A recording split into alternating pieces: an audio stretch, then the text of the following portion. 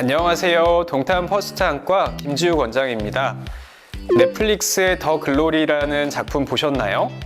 저도 재밌게 보고 시즌2를 기다리고 있는데요. 극 중에서 하도영과 박연진의 딸 하예솔이 실제로는 박연진과 전재준 사이에 태어난 딸이라는 내용이 나오면서 전재준과 하예솔 모두 빨강과 초록을 구별하지 못하는 것이 강력한 증거로 제시됩니다. 오늘은 색약에 관해 알아보도록 하겠습니다.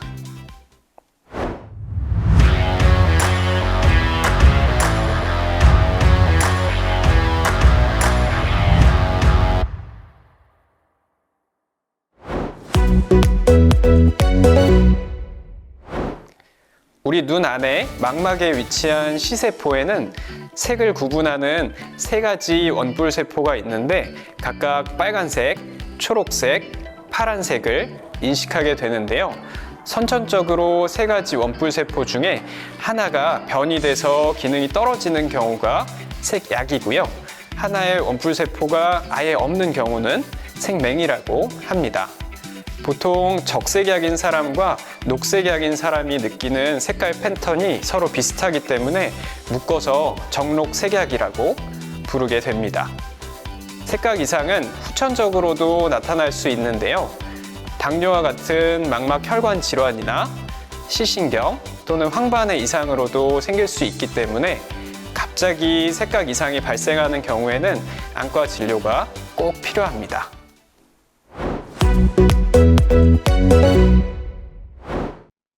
2020년 기준 우리나라 색각 이상자는 남자는 약 5.9%, 여자는 0.4%로 알려져 있습니다. 남자에서 훨씬 흔하게 나타나는 이유는 X성 염색체, 열성 유전을 하기 때문인데요.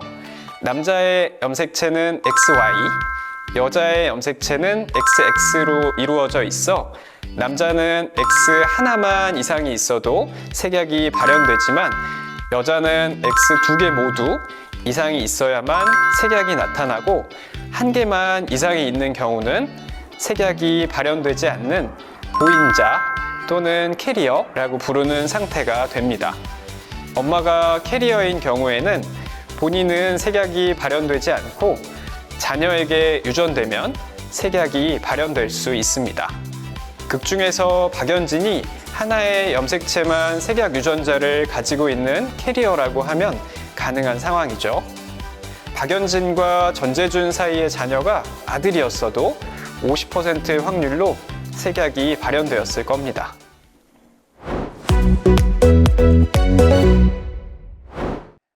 색각 이상이 있으면 색을 다르게 인식하게 되어 일상생활이 불편할 수 있습니다. 하지만 색을 전혀 구분하지 못하는 경우는 10,000명 중에 1명꼴로 매우 드물고 대부분 어느 정도 구별이 가능하기 때문에 검사를 통해서 발견되기 전에는 스스로 인식하지 못하는 경우도 많습니다.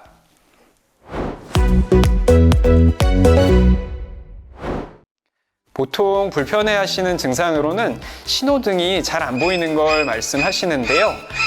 색약이신 분들 말씀으로는 보행 신호등은 위치나 모양으로 구분이 가능하고요. 차량 신호등은 빨간불과 노란불이 잘 구분이 안 간다고 하시고 파란불은 구분이 가능해서 확실히 파란불일 때만 운행하는 방식으로 조심하신다고 합니다. 선천성 색약은 현재로서는 치료 방법은 없지만 색깔을 보정해주는 컨택트 렌즈나 안경을 통해서 색 구별에 도움을 받을 수 있습니다.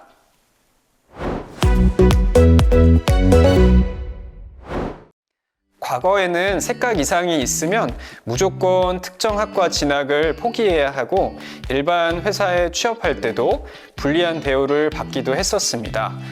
하지만 색각 이상이 있다 하더라도 그 정도에 따라서 대부분은 일상생활에 큰 불편함이 없다는 사실이 알려지면서 최근에는 교육이나 직업 선택에 차별을 받아서는 안 된다는 인식이 확산되고 있습니다. 특히 최근 몇 년 사이에 색각 이상과 관련된 취업 규정이 상당 부분 완화되었고 점차 합리적인 방향으로 변해가고 있습니다. 오늘은 색약에 대해 알아보았는데요. 오늘 콘텐츠가 마음에 드셨다면 구독과 좋아요 부탁드리고 궁금하신 사항은 댓글에 문의해 주시면 답변 드리도록 하겠습니다. 다음 영상에서 만나요.